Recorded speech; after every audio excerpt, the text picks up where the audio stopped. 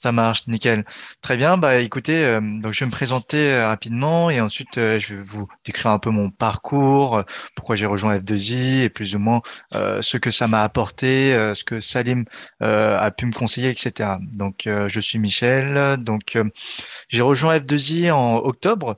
Donc, j'ai un parcours de consultant en cybersécurité. Et plus ou moins après les études, j'avais commencé à faire 4-5 ans de ESN.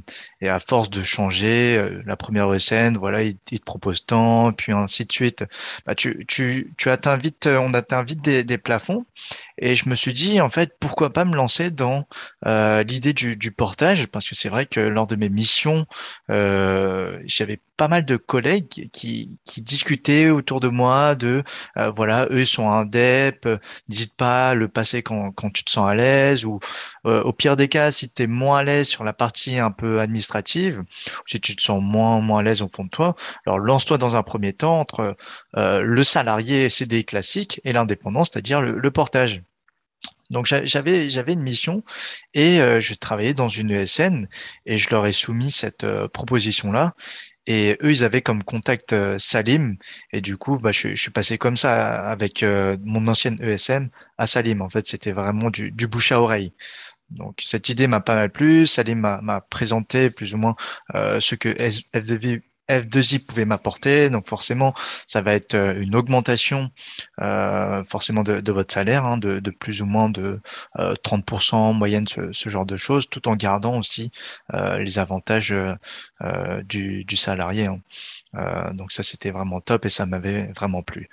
Donc moi derrière, j'avais aussi un projet immobilier et forcément avec plus 30% en plus de votre salaire, eh ben forcément vous pouvez obtenir un prêt qui est assez facile parce que la banque, faut le savoir, hein, quand vous êtes indépendant, la banque, il faut faire 3 ans de chiffre d'affaires avant de pouvoir vraiment, 2 ans, je crois, je sais plus exactement, pour pouvoir vraiment accéder à un prêt. Alors que là, le fait d'être en CDI très rapidement avec le portage, la banque vous laisse automatiquement, en fait, pour vous passez simplement pour un salarié et votre prêt passe tout simplement. Donc ça, c'était vraiment le point positif là-dessus. C'est vrai que le fait anciennement d'être en CDI me permettait d'avoir un prêt mais moins élevé, alors que là, grâce au portage, ça permet de booster en plus. Et de plus, avec les conseils de Salim, avec tout ce qui était optimisation, etc., et ben, ça m'a encore apporté un levier en plus.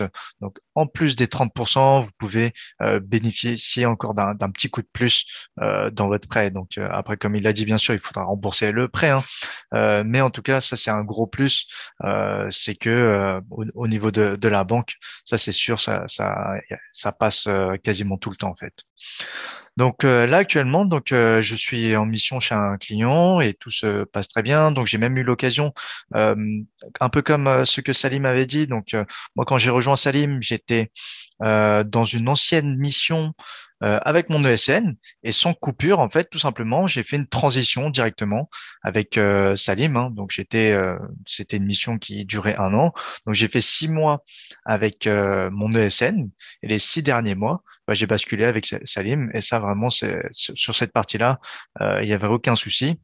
Donc j'ai fait une mission d'1 an là-dessus. Et là, j'ai commencé une nouvelle mission qui va normalement être une mission assez longue.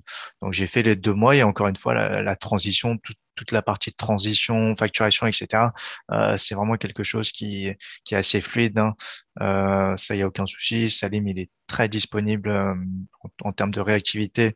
J'ai pas eu de soucis là-dessus, hein. Et voire même moi, en termes de facturation, etc., pour le client, lui, derrière, je suis plus ou moins salarié, donc c'est plutôt rassurant, on va dire, pour lui.